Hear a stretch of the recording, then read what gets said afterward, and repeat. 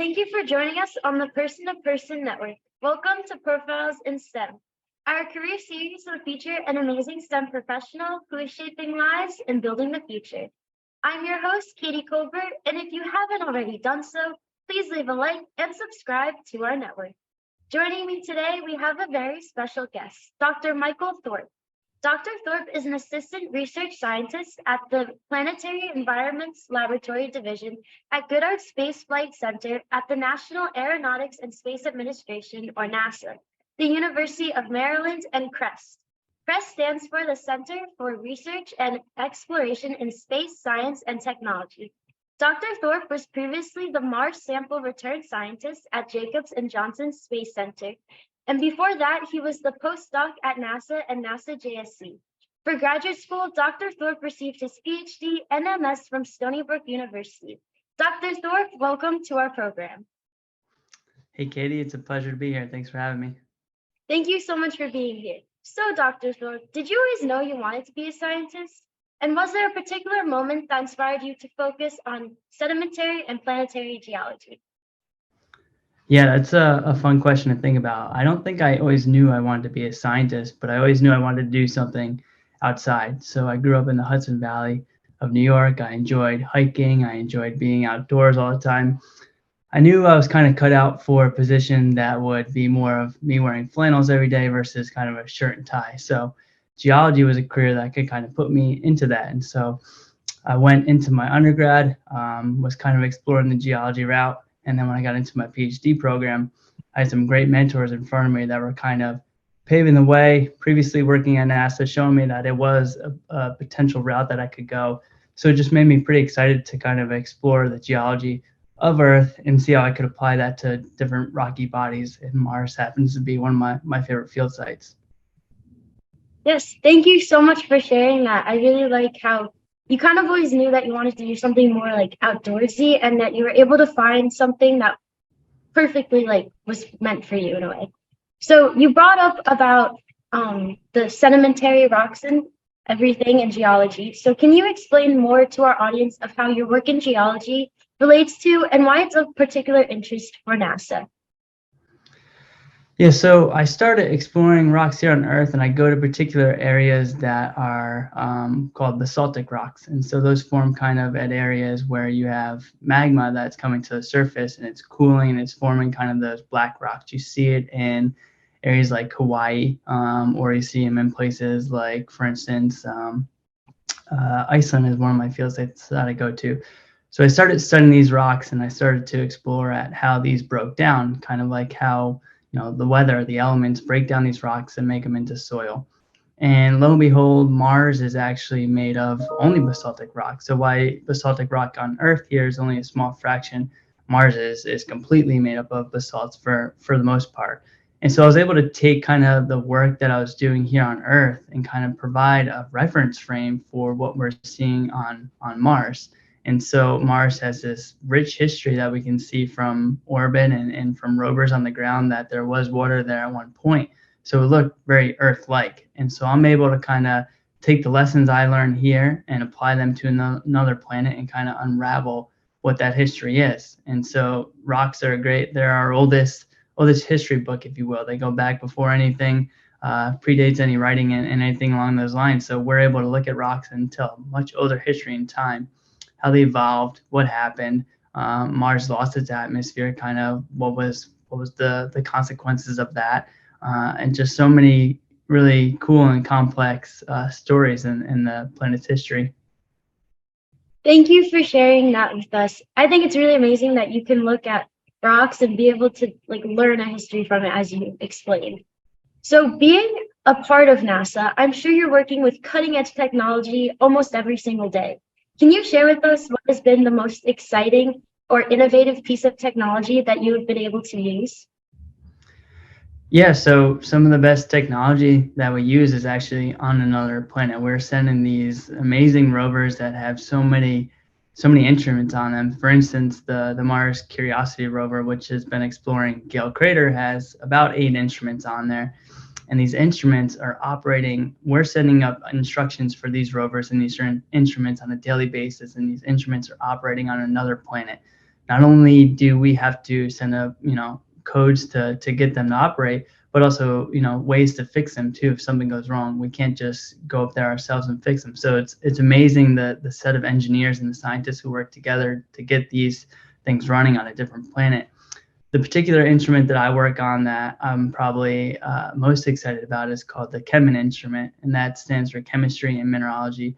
It's an X-ray diffractometer, and so pretty much it just shoots X-rays at sediments or rocks, powders or rocks that we pick up, and those X-rays kind of bounce off of those sediments, and all the minerals that are in those rocks we're able to identify by the pattern that is diffracted off of those X-rays. And so basically we get a fingerprint of all the minerals that are in that rock. And just by looking at that fingerprint, the scientists here on Earth, including myself on the Chemin team, can unravel kind of how those minerals form. So you have some minerals that are forming via igneous processes, so directly kind of from lava cooling or something like that. But then you have some really cool minerals that are forming kind of as the interaction of those minerals with water. And so we get clay minerals, which happen to be my favorite and tell us a lot about kind of the environment, climate, and tell us a lot about the history of the planet. Thank you. That's extremely cool and interesting. I would honestly love to work with something like that one day. It's crazy how you could just like scan it and it'll tell you exactly what's in it. Yeah. So, Dr. Thorpe, what research, past or present, are you most proud of? My most proud research moment is probably the teams I'm a part of, and the one particular team that is really fun for me now is this team that I'm leading in Iceland. It's called the Dig Mars team, which stands for Digging Iceland Geology for Mars Analog Research Science. And for instance, for example, we went out to Iceland this past summer, and it was almost about 25 of us that we went out together. We all have different specialties. It's a diverse group of scientists that are just contributing so many different ways to the overall project. And the project is similar to what I was describing before. We're trying to unravel kind of how Earth can provide a reference frame for what we see on Mars. And Mars might have been very Icelandic-like at one point. But the most proud moment is that bringing this group together, working collectively in the field, it's just a real treat to be working with such unique individuals across the globe. And I hope to continue doing that over the years. I can definitely see why you're proud of research like that. I think it's really amazing when scientists from like all over and different specialties can come together and work on something that will definitely have an amazing impact on our planet and our research. So, Dr. Thorpe, you've been involved in so many important and special projects. What do you think keeps you inspired, and what do you enjoy most about your job? Yeah, my inspiration is really stemming from just a genuine curiosity in how the kind of environment is shaped. Like the sedimentary processes that I study are what you can go outside and kind of see real time. You see a river carving through mountains, like there was an event that happened there and it's evolving over time. You see the soil formation underneath your feet. So it's just like, how did we go from kind of point A to point B? How did we, end up with start with a rock and end up at soil? And so there's just a deep-seated, genuine curiosity on how that happens. But then on top of that, it goes full circle, because when we weather a rock, in particular when we weather basaltic rocks, it happens to take CO2 out of the atmosphere too, so it sequesters carbon. That directly plays into kind of the role of climate and how that might happen too. And so there's a full circle of kind of the rock wrecker, the carbon cycle, and things like that on Earth here that are really important. And so I've kind of inspiration for Earth here, but then my planetary inspiration comes from looking at full circle there too, is we're able to study Earth here to identify things that are going on in ancient Mars. And this is Mars around 4.3 billion years ago. So really old rocks that we're looking at Mars and we're studying here on Earth. But Mars has a rock record that's much older than we have here on Earth. And so it's complex, and I'm trying to explain it in a way that's more straight line. But basically, I study nowadays Earth to study ancient Mars. But by studying ancient Mars, I can also understand a lot about ancient Earth too. And so it goes full circle for me. Thank you so much for explaining that. I can definitely see your passion and curiosity for Earth and space and how it's all related. And I think you did a great job of explaining of how learning from like Earth and Mars, like it's all interconnected. And I think that's really cool. So as a space scientist, I'm sure you know many, but can you share a space or science fact that amazes you most? I think it is the fact that Mars was very Earth-like, and it seems foreign to, even, if you went back to me 10 years ago, or probably longer than that, but it seems very foreign to the everyday person that Mars, which looks like this desiccated landscape now, could have very much looked like Iceland or, pick your favorite system where you see a river or something like that. We have evidence from space and from rovers on the ground that paint a picture that Mars could have very well looked like, one of those streams discharging into a lake or something like that. So scenes from Earth that we're very familiar with was actually operating on the surface of Mars. And so we see dried up deltas. The Perseverance rover is sampling now, and in fact, going to bring samples back in within the next decade uh, at an ancient delta. And so we have these environments that we know how to have kind of running water and standing water there too. And so it's becoming more well known throughout the community, but it's still amazing fact that it was like that at one point. And what does that mean for us? Maybe it gives us a little bit more of appreciation of our own precious Earth here, because Mars now is this desiccated, kind of inhospitable environment, and we should really take a look at Earth here and just make sure we love it for what it is.